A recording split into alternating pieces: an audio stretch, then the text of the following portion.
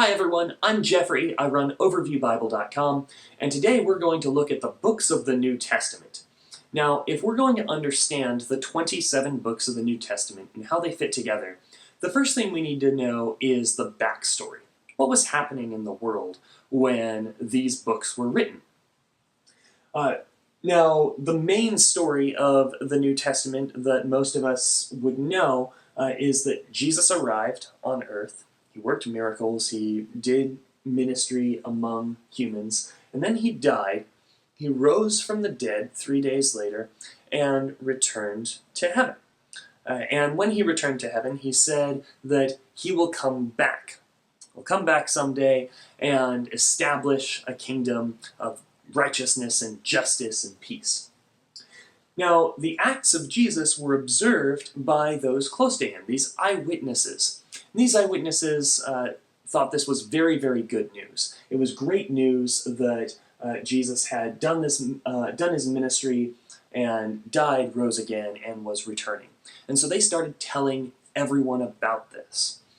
We call the people who were the leaders of this group the Apostles. Most of those were that group of 12 men that was accompanying Jesus while he was doing his ministry. But there were some others. We won't get into that in that video. That'll have to be another video.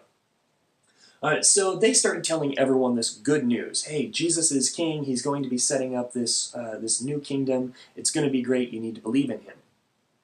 And the first people that they told about this were the Jewish people. Now, this is because the apostles were all Jewish. Jesus had done most of his ministry in the areas that was populated by Jewish people. That's where you'll hear people talk about Judea and Galilee. Those areas of the world were that's where the Jewish and people of Hebrew descent lived.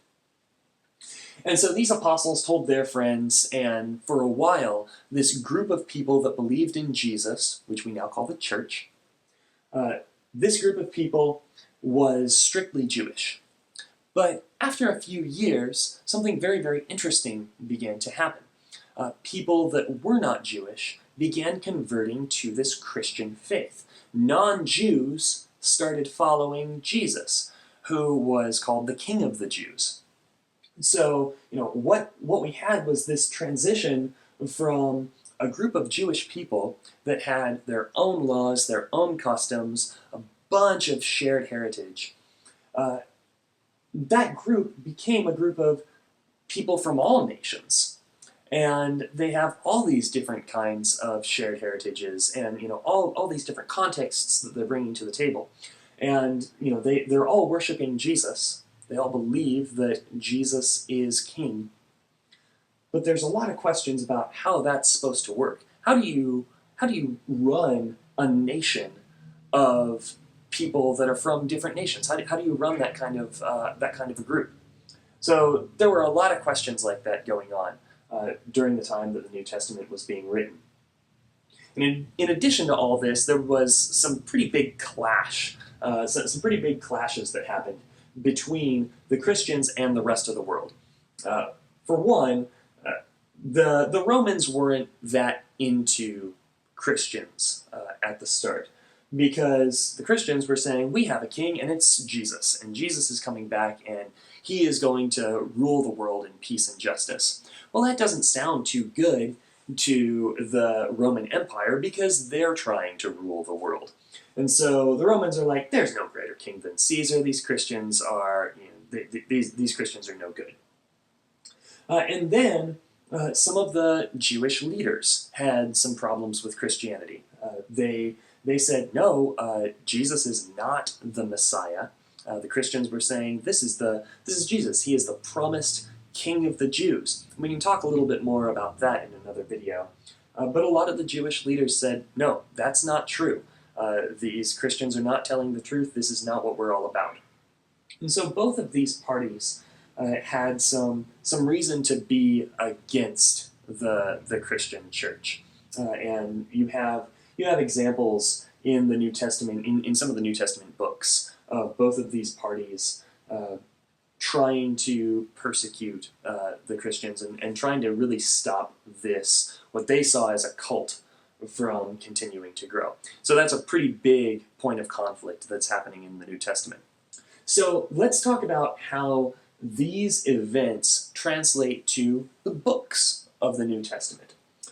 You can see a lot of this is color-coded, so when we talk about the story of Jesus that the apostles were telling, well, we have 4 books of the New Testament that tell us that story from different perspectives, and we call those the Gospels. Gospel means good news, and so these are 4 books that tell this good news. And they're called Matthew, Mark, Luke, and John. Those are the 4 Gospels. We'll look at those in a little bit more detail in a future video. We need to make a lot of videos.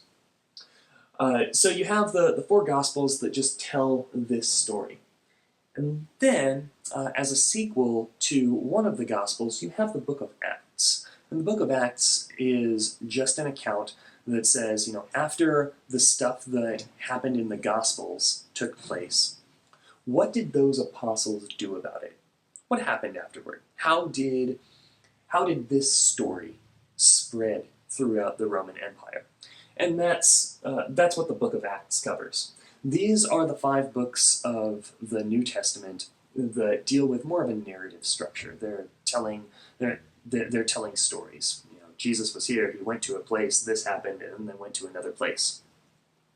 The rest of the New Testament is a collection of letters, or what have traditionally been called epistles. And these letters are, in our Bibles, they're grouped in kind of 3 general categories, and it's based on who they were sent to. Now, these letters were written by leaders in the early church. Most of them, like these 2 columns, were written by just one leader named Paul. You probably heard of that guy. He wrote a good deal of the New Testament.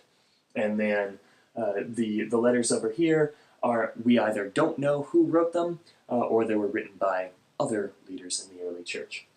But they're broken down based on not who sent them, but who they're sent to. And so the first group of letters is written to specific congregations, so specific churches in specific cities. So the book of Romans was written to the Christians in Rome. The books of 1st and 2nd Corinthians, Christians in Corinth. These epistles are named after the people who received them. So that's a good way to remember them, because they're all written by Paul to these churches. Paul also wrote some letters to leaders in these churches. So you have 2 letters to Timothy, who was Paul's protege. You have the letter to Titus, whom Paul had pretty much, he was a guy that Paul had said, hey, I need you to set up churches on this island. And so Titus is a letter sent to him. Philemon was sent at the same time as Colossians. It's a note to one of the leaders of the church at Colossae. And then you have letters to large groups. So these letters aren't written to just one specific church in one city, and a lot of them, or most of them, aren't written to specific church pastors. They're written to Christians everywhere. And for the most part, these are named after the people who wrote them. So James, written by James. The Peters, written by Peter. John's, you get the idea. Revelation is a special letter in this bracket. It's written to 7 churches, and it's about the coming of Jesus and about the things that Christians need to remember as they're being persecuted by the Roman Empire and awaiting Jesus' promised return. So those are the 27 books of the New Testament and how they fit together in different categories. And this will help you as you're studying the New Testament and reading it. I hope you enjoy.